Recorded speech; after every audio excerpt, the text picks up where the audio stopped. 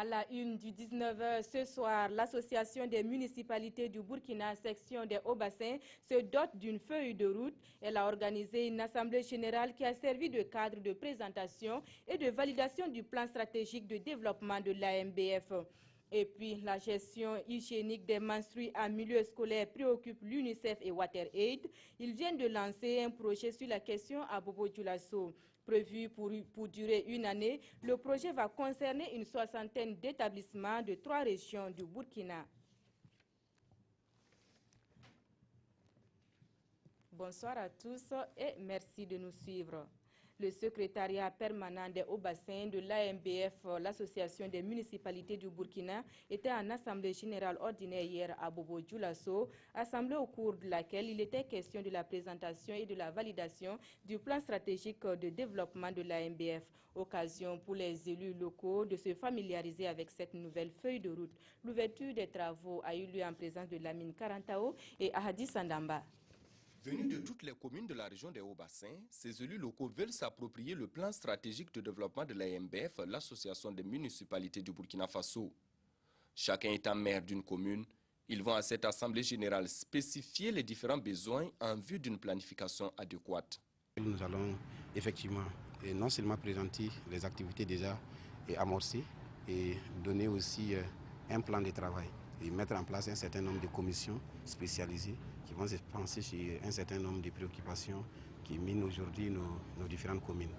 En tout cas, et pouvoir cerner et en gros toutes les difficultés que les communes peuvent avoir. Au niveau des communes, les difficultés sont déjà connues et les maires en sont conscients. Donc les défis sont nombreux. Voilà, donc c'est justement les défis de proximité à la population, les défis également de développement de nos villes. Parce que vous savez très bien que la ville se confond avec les villages aujourd'hui. Quelle vision l'État pourrait apporter pour voir dans quelle mesure les deux entités puissent pédaler ensemble. On ne prétend pas créer le nouveau au Burkina, mais en tout cas nous sommes en train de nous appuyer sur cette base que nos prédécesseurs ont fait pour pouvoir évoluer. Une évolution qui ne peut se faire sans l'adhésion des populations à la base. C'est pourquoi il a été demandé à chaque élu local de travailler à vulgariser le plan stratégique de développement de l'AMBF auprès des populations.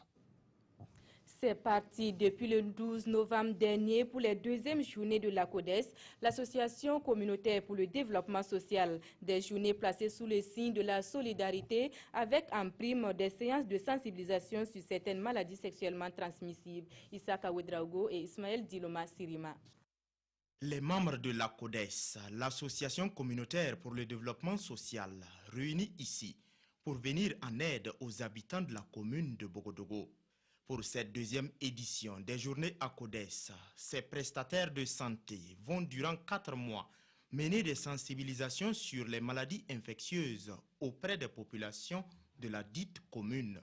Nous allons en tout cas travailler dans les différentes localités au niveau des secteurs, au niveau de certains établissements pour en tout cas sensibiliser la population dans le domaine en tout cas du VIH-Sida et d'autres pathologies, aussi d'autres thèmes dans le domaine de la santé.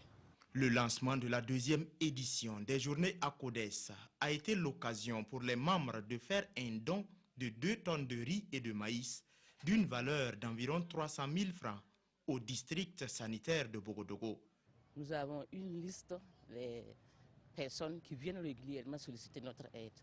Donc avec ces dons, en collaboration avec les unités de soins, nous allons faire le point. L'association communautaire pour le développement social a vu le jour en 1999. Il compte 49 membres, pour la plupart agents de santé au district sanitaire de Bogodogo. L'UNICEF et WaterAid viennent de lancer un projet de gestion hygiénique des menstrues en milieu scolaire. Prévu pour durer une année, le projet va concerner une soixantaine d'établissements dans les régions des Cascades, des Hauts-Bassins et du Sahel. Le lancement de ce projet a eu lieu hier à Bobo-Dioulasso au cours d'un atelier qui a regroupé les acteurs intervenants dans le dit projet. Idrissa Traoré et Ali Traoré. Une étude effectuée en milieu scolaire par l'UNICEF et WaterAid a montré que les filles font face à plusieurs défis dans la gestion de leurs menstrues.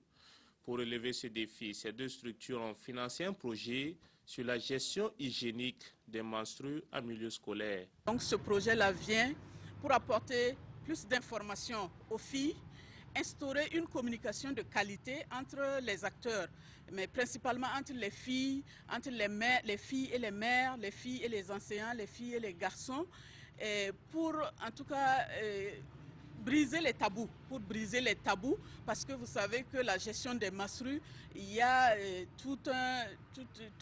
y a des perceptions autour en fait de la gestion de ces menstrues là. Et l'activité de ce matin donne le ton aux activités de démarrage de ce projet. Un projet qui, pour sa phase pilote, interviendra dans les régions du Sahel, des Cascades et des Hauts-Bassins. Cet atelier est un premier pas, en discuter avec les acteurs du milieu scolaire, renforcer les capacités, les connaissances des enseignants et des élèves, impliquer aussi les parents d'élèves et les personnes ressources même au niveau des communautés d'accueil, de ces établissements. 60 établissements scolaires dans les communes de Banfora, Bérégadougou, Moussodougou, Péni, Toussiané et Dori sont ciblés par ce projet d'une année. Un projet qui espère toucher 12 000 filles.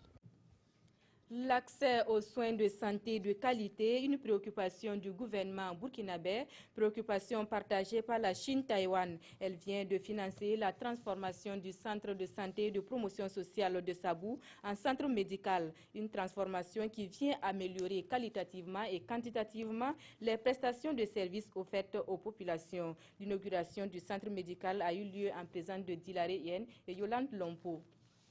L'heure est aux réjouissances dans cette localité de la province du Bulkiemdi. Le CSPS de Sabou change de statut pour devenir un centre médical équipé en matériel solaire et médico-technique.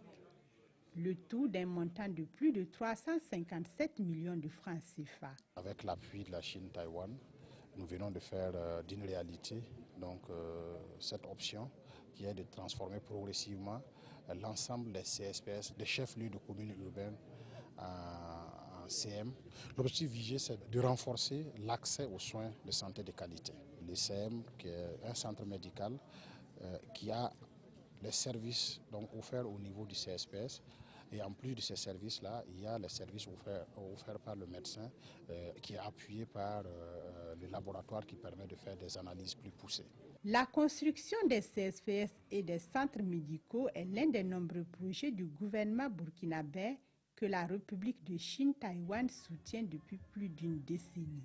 On a financé ce projet depuis 2002, même pour la 2017 et 2018, pendant la 11e commission mixte de coopération entre le Burkina Faso et la République de Chine-Taïwan. On a déjà décidé de continuer à accompagner le gouvernement du Burkina Faso et on a déjà budgétisé 2 millions d'euros pour accompagner ce projet. Et le souhait de ces populations serait de voir un jour cette structure sanitaire s'ériger en centre médical avec antenne chirurgicale.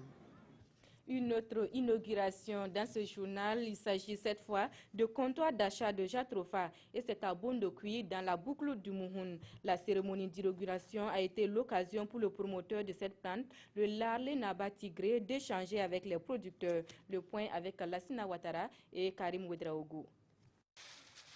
Désormais, la commune de Bondokui, dans le Mouhoun, a son comptoir d'achat de graines de Jatrofa. La culture de cette plante a été introduite dans cette localité de Burkina depuis 2008 par le principal promoteur, le Larlé Naba Tigré. Nous avons inauguré le 12e comptoir sur le territoire national à la date d'aujourd'hui et nous comptons en ouvrir d'autres. Très bientôt à Safané et dans d'autres contrées, nous allons ouvrir des comptoirs. Il n'y a pas de déchets dans le Jatrofa. Tout ce qui est comme graines de Jatrofa est transformé en huile, en savon et en engrais. Personne ne va tenir ces graines de Jatrofa et demander en vain des acheteurs. Oui, nous appuyons la filière Jatrofa depuis concrètement 2011. Ce qui nous a motivés, c'est tout l'engagement de Bellouette. Donc notre motivation essentielle également, c'est à lutter contre la pauvreté. Une initiative à saluer. Si 9 autres personnes pouvaient tout de suite s'ajouter à sa majesté le Larlé Naba pour que ça puisse couvrir tout le Burkina, c'est à saluer. À cette occasion, le promoteur et ses partenaires ont rassuré les producteurs quant à l'avenir de la culture des atrophares.